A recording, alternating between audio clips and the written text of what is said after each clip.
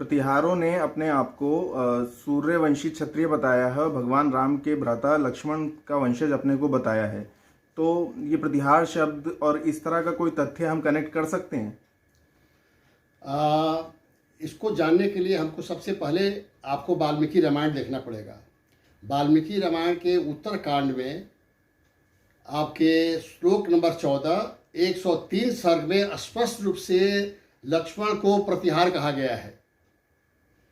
तो ये प्रतिहार और इसी बात को आपके हमको ग्वालियर अभिलेख में प्रतिहारों के मिहिर भोज के अभिलेख में भी प्रतिहार वंश लक्ष्मण से जोड़कर के कहा गया है। इससे बहुत बड़ा एक साक्ष्य है कि प्राचीन प्रतिहार वंश का ऐतिहासिक स्रोत वाल्मीकि रामायण है। तो और इससे चल करके ये जो वंश है प्रतिहार, जैसे राम के प्रतिहार बन करके लक्ष्मण हमेशा अयोध्या की रक्षा के लिए राम जहाँ उनके साथ बन जा करके आपके उनके साथ हो लिए थे और हर जगह प्रतिहार के रूप में काम करते रहे। तो एक बहुत बड़ा सटीक प्रतिहार शब्द लक्ष्मण के साथ लगता है। प्रतिहारों के साथ जो ये गुर्जर शब्द जुड़ता है वो कैसे जुड़ा, और प्रतिहारों ने कभी भी स्वयं को गुर्जर नहीं कहा पर फिर भी उनके साथ ये गुर्जर वर्ड कैसे चिपक गया? अब देखिए, ये जिस समय की बात है, प्रतिहारों के समय में गुजरात का नाम नहीं है। ये राजपूताना का दक्षिणी हिस्सा और अभी वर्तमान गुजरात के उत्तरी हिस्सा, ये नर्मदा के किनारा, मालवा से पश्चिम दक्षिण का इलाका, इसको गुजरातरा बोला गया है। और उसी गुजरातरा को अभी आधुनिक युग में उसको गुजरात बोला जाता है। इसको सबसे पहले के मुंशी ने अपने गुजरात को गौरव प्रस्तुत करने के लिए, गौरवपूर्ण दिखाने के लिए महान सम्राट मिहिर भोज को गुजरात से गुजराता करके जोड़ दिया। इसलिए लोग बाद में उनको गुर्जर शब्द लगाने लगे। वो के मुंशी का एक ही उद्देश्य था कि वो स्थानवाचक मिहिर भोज, ये प्रतिहार जो है मूल शासक वो गुजरातरा के रहने वाले थे। ये इस संदर्भ में के मुंशी ने अपने गौरवपूर्ण इतिहास को दिखाने के लिए गुजरात का उन्हें मिहिर के साथ जोड़ दिया है। फिर बाद में इसको भ्रमवश लोगों ने गलत तरह से उसका अर्थ लगाया, लेकिन गुजरातरा उसका स्थानवाचक शब्द है और उसका संदर्भ केवल गुजरात से है, जो आपके नर्मदा का किनारा, ये राजपूताना का दक्षिणी क्षेत्र और गुजरात, ये इससे उसको गुजराता शब्द जोड़ दिया गया। 7वीं से 12वीं शताब्दी का जो काल है उसे राजपूत काल कहा जाता है, पर कहते हैं कि राजपूत शब्द का जो प्रथम उल्लेख मिलता है वो 13वीं शताब्दी में मिलता है। तो एक तो ये कैसे हुआ, और दूसरा राजपूत शब्द व्यवहार में कैसे आया, क्षत्रिय से राजपूत कैसे हुआ? देखिए, भारत में वर्ण व्यवस्था का इतिहास जो है हमको शुरू से वेदकालीन ही ये उपलब्ध है। भारत में ऋग्वेद में स्पष्ट रूप से पुरुष सूक्त में कहा गया है। वही बात गीता में कृष्ण भी कहते हैं, चतुर्वर्ण मया सृष्टम गुणम कर्म विभागा च। ये मैंने ब्राह्मण, मैंने टीचर जो पढ़ाए, ज्ञान दे, वो आपके साहित्य की रचना करे, उसका उसे व्याख्या करे, वो ब्राह्मण कहा गया है।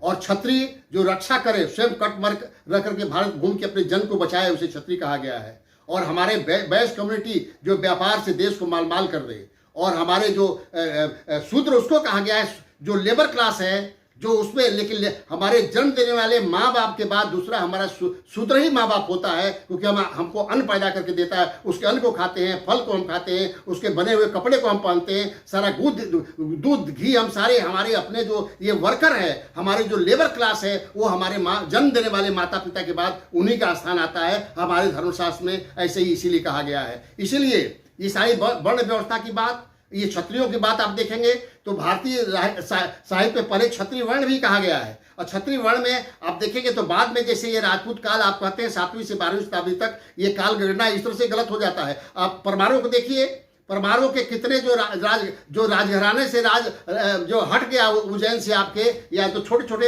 एक महाकुमार हो जाते हैं। माने वो कोई 10 गांव का राजा है, कोई 20 गांव का राजा है, कोई 15 गांव के राजा है, और उसमें महाकुमार कहा जाता है, वो राजपूत हो गए। माने राजाओं के इतने पुत्र हो गए, उसमें इतना बंटवारा हो गया, इसलिए कई पुत्रों में जब बंटवारा हो गया तो विदेशी लोगों ने इनको राजपूत कहना शुरू किया। हमारे प्राचीन क्षत्रियों को ही राजपूत कहा गया है, यह स्पष्ट है। आप परमारों के लेख से देख लीजिए कि जो उनके राजघराने के और जो ये महाकुमार जो आ जाते हैं, ये राजपूत ही है, राजपुत्र है। और राजपूत शब्द पहले हमारे क्षत्रियों के लिए कहा गया है कि क्षत्रियों के जो बच्चे हैं उनको राजपूत कहा गया। प्रतिहार वंश का सबसे प्रतापी जो शासक हुआ वो मिहिर भोज हुआ, उसके बारे में उसके ऊपर कुछ प्रकाश डालिए। देखिए, प्रतिहार वंश के शासक हमारे पास नागभट्ट प्रथम भी, वत्सराज भी और नागभट्ट द्वितीय भी अपने सीमा के अनुसार ये भी एक प्रतापी राजा थे। लेकिन हाँ, उस वंश में अपने प्रताप की पताका हमेशा मिहिर भोज फैलाता रहा और इससे जो तत्कालीन उस समय के जो लोग जो अरब इतिहासकार आए उसमें सुलेमान, अबू जैद, अलम सुदी और अलम गर्दी, उनकी असीम, वो कहता है कि उनकी असीम सैन्य शक्ति, देशभक्ति, वीरता, ये उसको वो प्रशंसा करता है इनके इस वीरता की, देशभक्ति की। और अरबों के महान शत्रु थे ये मिहिर भोज, ये कहता है। और ये भी कहता है कि प्रतिहार शासक म्लेच्छों मुसलमानों के घोर शत्रु थे। विदेशी आक्रमणकारियों का वो सफलतापूर्वक आक्रमण करते थे और इसी के डर से जो मुसलमान थे वो केवल मुल्तान और मंसूर तक। अर्थ यह है कि अपने को प्रतिहारों से सुरक्षित रखने के लिए वह स्थान जहाँ से मुसलमान सुरक्षित रह सके, प्रतिहारों के डर से उन्होंने उसको ये बनाया। ये एक मामूली बात नहीं है कि वो इतने डर गए थे कि उन्होंने अपने इलाके को घेर करके रखा केवल प्रतिहारों से बचाने के लिए और उसका नाम अल महफूज रखा। तो ये इससे साबित होता है कि प्रतिहार सचमुच जिस तरह से लक्ष्मण ने आपको उन्होंने अयोध्या राम को बचाने किया है, उस तरह से मिहिर भोज ने भी अपने प्रतिहार शब्द को सार्थक करते हुए पूरा विदेशियों को मार भगाने के लिए, भारत भूमि की रक्षा करने के लिए, अपने जन की रक्षा करने के लिए वो सुरक्षित रहा। हाँ, एक बात और मैं कहता हूँ, जब नागभट्ट यहाँ आ गया है, नागभट्ट द्वितीय कनौज में, तो अपने को परम भट्टारक महाराज परमेश्वर कहता है। ये जो भारतीय संस्कृति में, भारतीय राजशास्त्र में जनता के लिए राजा ईश्वर के समान हो जाता है।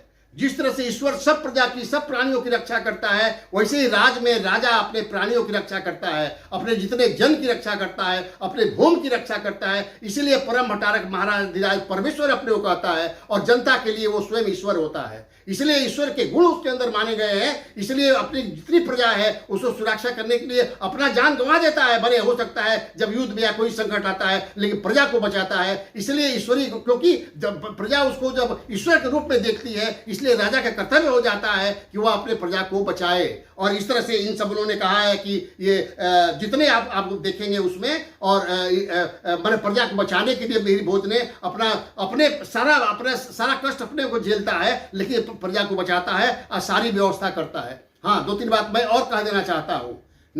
ये जो मिहिर भोज है, इसके पिता रामभद्र थे, माता अप्पा देवी थी, और 836 से लेकर के 885 ईस्वी तक के भारत में शासन किया।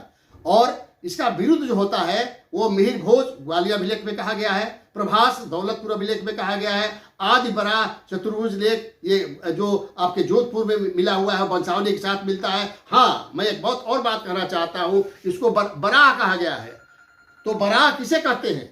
बराह आप देखेंगे गुप्त सम्राट एक चंद्र द्वितीय आता है और उसके उदयगिरी खंडगिरी के पास जो विदिशा के पास है, वहाँ एक बराह की विशाल मूर्ति मिलती है और वो पृथ्वी को बराह बचाते हैं अपने जन्म लेकर के, पृथ्वी को अपने सूंड पर टांग करके। उसी तरह से ये जो आपका नागपुर प्रशस्ति में परमारों में उदयादित्य को भी बराह कहा गया है। फिर उसी तरह से मिहिर भोज को भी बराह कहा गया है। बराह उसे जो पृथ्वी को बचा सके, जो पृथ्वी दलदल में फंस गई थी, उस पृथ्वी को बचाने के लिए स्वयं बराह ये बन करके तीनों राजा हमारे सामने इतिहास में आते हैं। और मिहिर भोज का तो हमको सिक्का ही मिलता है, उस सोने का सिक्का जो उसमें बराह करके वो भारत की भूमि को बचाता है, यानी उबारता है संकट से। जो महान संकट बाहर से आ गया था मुसलमानों को, उसको मार भगा करके वो पृथ्वी को बचाता है, इसलिए बराह के रूप में भी आता है। और ये जो आपका सागर ताल प्रशस्ति जो वंशावली ग्वालियर की है, उसमें सब कुछ मिल जाता है।